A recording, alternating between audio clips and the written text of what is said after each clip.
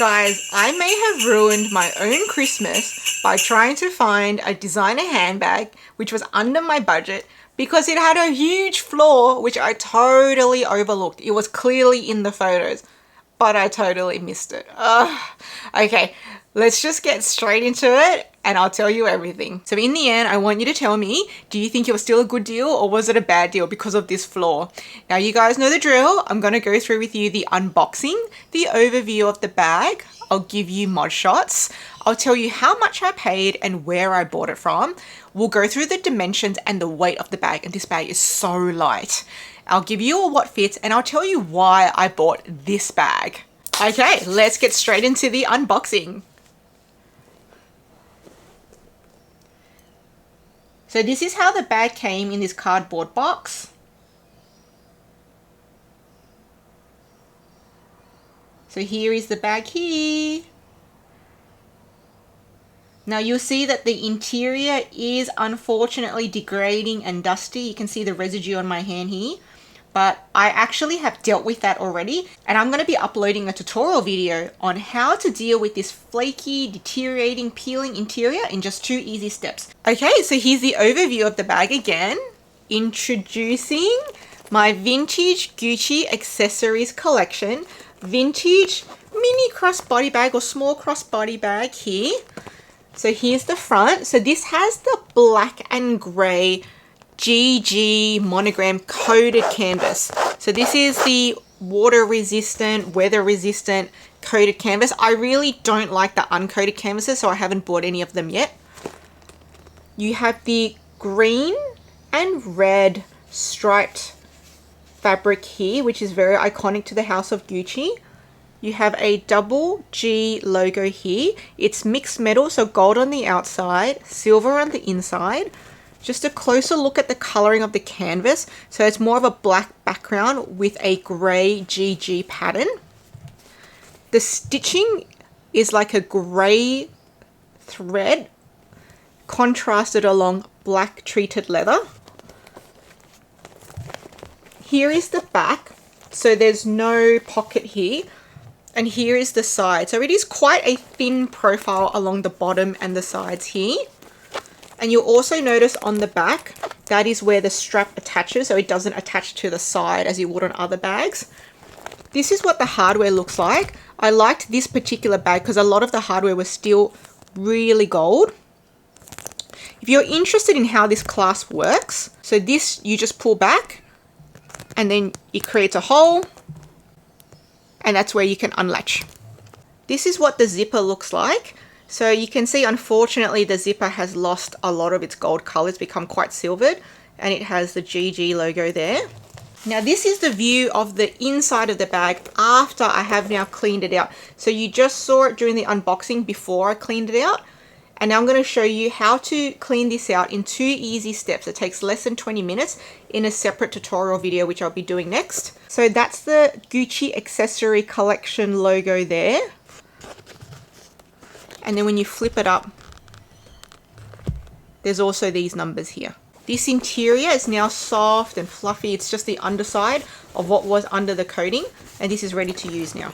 So this strap is not adjustable. It is removable, but it is not adjustable. Okay, so let me show you some mod shots. So this is the bag crossbody, and this is how I usually wear it. I usually wear all my bags crossbody, and it's hitting me here on the hip, which I like. Now remember, I'm only about 156 centimeters, about 55 kilos at the moment.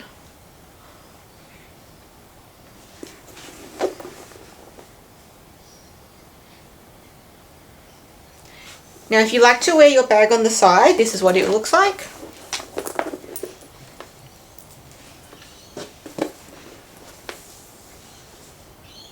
It does kind of stick out this way, but that could be because the bag's empty. Maybe it was full, it will even out a bit.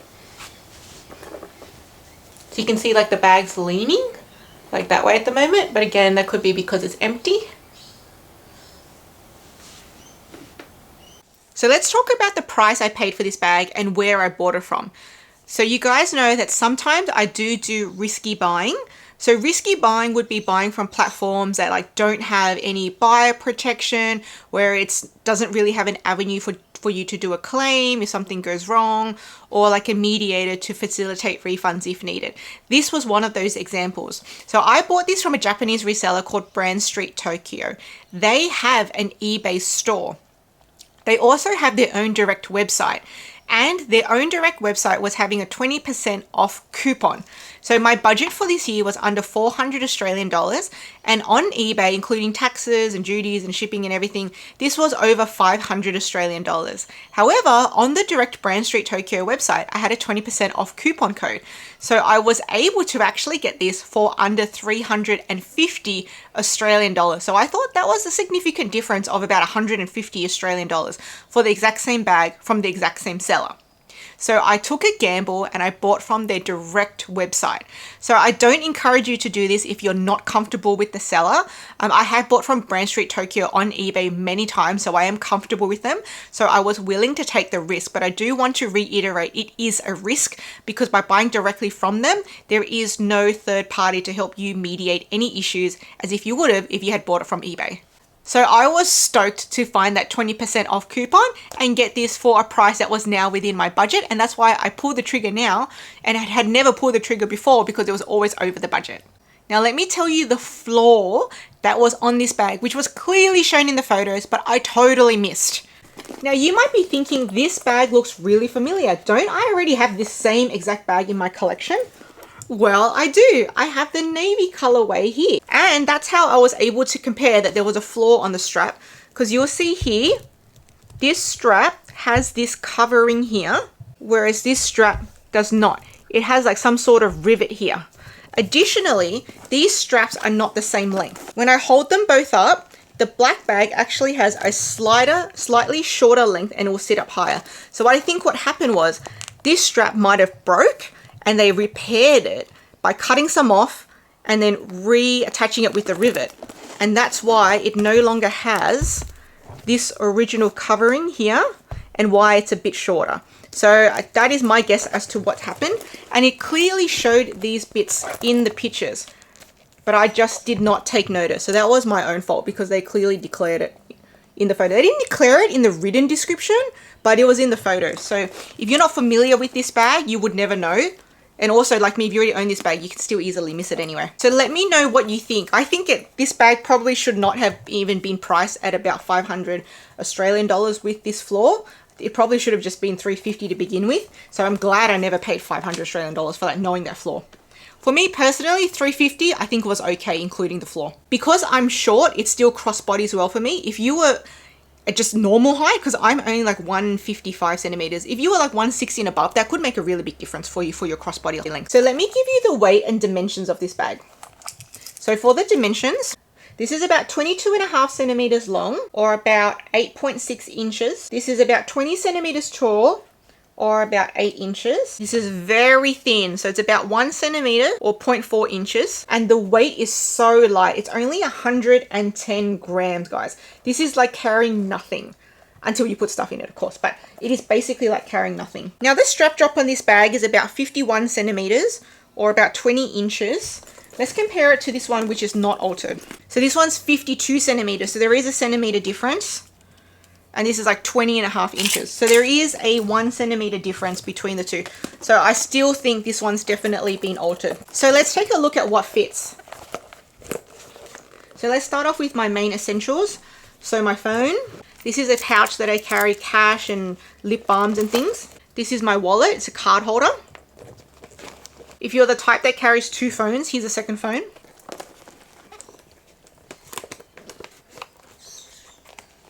Packet of tissues. I like to carry dog bags. Bunch of keys. Okay, so that bag is pretty full, probably more full than I would carry.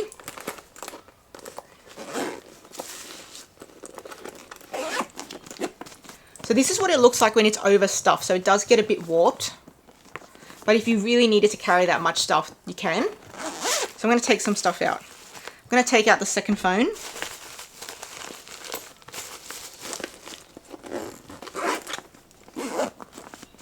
yeah, I think with the second phone out, it's much better. So here is an overview of all the stuff. So pretty good capacity considering it's a really thin bag. So I actually bought this as my vintage Gucci dupe for the current vintage Ophidia small shoulder bag, which is going for 2,800 Australian dollars. So you can see here, the shape is not exactly the same, but they have a very similar vibe. It's got that sort of dome shape, but the current Gucci model is a bit wider on the base. So really, why did I choose this bag? Especially because I already have the same bag in navy. You guys know me, I love buying duplicates in my collection. I know some people think it's absolutely crazy. Like, why do you keep needing to buy the same thing? But for duplicates, I buy the same clothes, I buy the same bags, I buy the same shoes. Are you just like me where you find something that works for you and you just want to collect it in every color? Or are you like, that is such a waste of money. Why keep buying the same thing when you can explore different styles? I don't know. Let me know what your vote is, guys. You love duplicates or you hate duplicates? So you guys know that I am originally a vintage Louis Vuitton girl. That is where my first love lays. And you'll find it's really common in the Louis Vuitton lover community for people to collect the trifecta of Louis Vuitton coated canvas. So people will collect the original monogram, Damier Ebene, and also Damier Azur. Guys, I need a drink break, 1 second. I actually got this cup for myself last year for Christmas too. It's got my dog Lucy on it. I loved that concept of collecting the trifecta. And for a long time, I was actually hunting down a Damier Azur piece in Louis Vuitton so that I could have the trifecta. So I've already got heaps of the monogram. I've got one Damier Ebene, but I just could not really find the correct Damier Azur, especially because I'm a vintage lover and Damier Azur is not really a true vintage canvas yet. And a lot of them just had cracking or staining on the pre-love market. So I just wasn't able to find the right piece at the right price. But then I started collecting vintage Gucci. And then I realized, hey, they have a lot of different color canvases too. And I feel like the vintage Gucci coated canvas paired with the colored treated leather tends to wear better sometimes than the Louis Vuitton canvas. And these vintage pieces you can get at a lower price point. So that's when I decided I am going to collect the vintage Gucci quadfecta because there was 4 of them from the Gucci accessory collection. So I specifically am collecting the vintage Gucci accessory collection. So first is the original brown GG monogram canvas. And in that color, I've got 2 different style bags. And actually with my sister, I'm actually twinsing on both of these bags because she has this same camera bag and she has this same envelope flat bag, but in the ivory color. And I had organized both bags for her. For the camera bag, she just paid for it herself. And for the flat bag, we gave it to her as her 40th birthday present from the family. Then next, I collected the ivory color.